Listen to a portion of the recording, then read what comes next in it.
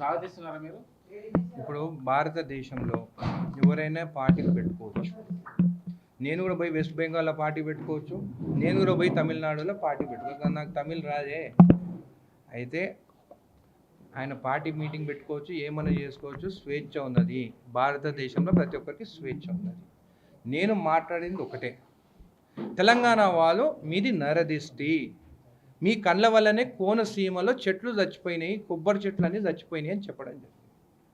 మమ్మల్ని చిన్న చూపుగా చూస్తారు. అదే కాకుండా మొన్న ప్రొఫెసర్ నాగేశ్వరరావు గారి గురించి కూడా మాట్లాడడం జరిగింది. ఒక ప్రొఫెసర్ గురించి, ఆయన గురించి ఏమని మాట్లాడి, నేనే అరెస్ట్ చేయొద్దని చెప్పినా అని అన్నాడు. నేను ఒకటే అడుగుతున్నాను, ఎప్పటి నుంచి డిప్యూటీ సీఎంలు మినిస్టర్లు చెప్తే పోలీసు వాళ్ళు అరెస్ట్ చేయకుంటున్నారు? కేసులు పెడితే సెక్షన్ ప్రకారం అరెస్టా, బెయిలబులా, నాన్ బెయిలబుల్ అనే సెక్షన్స్ ప్రకారం తెలుసా పోలీసు వాళ్ళు యాక్షన్ తీసుకుంటారు. డిప్యూటీ సీఎం ఎవరు చెప్పేదానికి అరెస్ట్ చేయొద్దని నేను చెప్పినా అని? బహుశా ఆంధ్రప్రదేశ్లో డిప్యూటీ సీఎం చెప్పినట్టే పోలీసు వాళ్ళు వింటున్నారేమో. నేను ఒకటే అన్నాను, మీ ఇష్టం వచ్చినట్టు తెలంగాణకు వచ్చి అరెస్ట్ చేస్తానంటే కరెక్ట్గా ఏదన్నా ఒక పద్ధతి ఉంటుంది.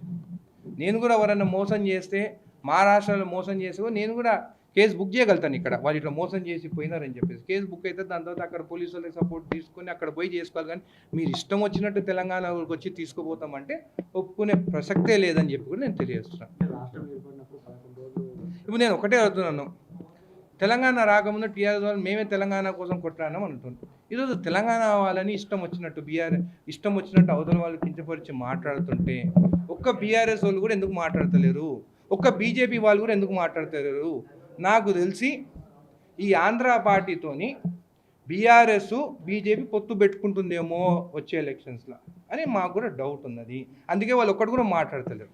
ప్రొఫెసర్ నాగేశ్వరరావు గారిని అరెస్ట్ చేస్తా అంటే మాట్లాడతలేరు. తెలంగాణ లేది నరదిష్టి, చెట్లు చచ్చిపోయినాయి, మీ కళ్ళు మంచివి కావు తెలంగాణ వరి అని చెప్పి మాట్లాడితే కూడా వీళ్ళు మాట్లాడతారంటే నాకు తెలిసి ఆ ముగ్గురికి పొత్తు కన్ఫర్మ్ అయిందని తెలుస్తుంది. ఇదే కాకుండా ఇదే బీఆర్ 10 ఏళ్ళు ఉన్నప్పుడు నేను కూడా వచ్చే అసెంబ్లీలో మాట్లాడతాను. మన తెలంగాణ వాళ్ళు ఇంకా ఆంధ్రాలో పనిచేస్తున్నారు, ఆంధ్ర వాళ్ళు ఇక్కడ గవర్నమెంట్ ఆఫీసర్ ఇక్కడ పనిచేస్తున్నారు. చాలా మంది తెలంగాణ వాళ్ళకి పనిచేసేటోళ్ళు నా దగ్గర రావడం జరిగింది. పాపం మన వాళ్ళేమో అక్కడ నరకంలో పనిచేస్తున్నారు, వాళ్ళేమో ఇక్కడ స్వర్గంలో పనిచేస్తున్నారు. ఖచ్చితంగా మన వాళ్ళని రిటర్న్ తీసుకొచ్చేదానికి సీఎం గారితో మాట్లాడతాను, అసెంబ్లీలో కూడా మాట్లాడతాను. ఆ లిస్ట్ కూడా నా దగ్గరకు వచ్చింది. కొన్ని డిపార్ట్మెంట్స్ వాళ్ళు ఇక్కడ రావాలంటే కూడా రాణిస్తలేరు.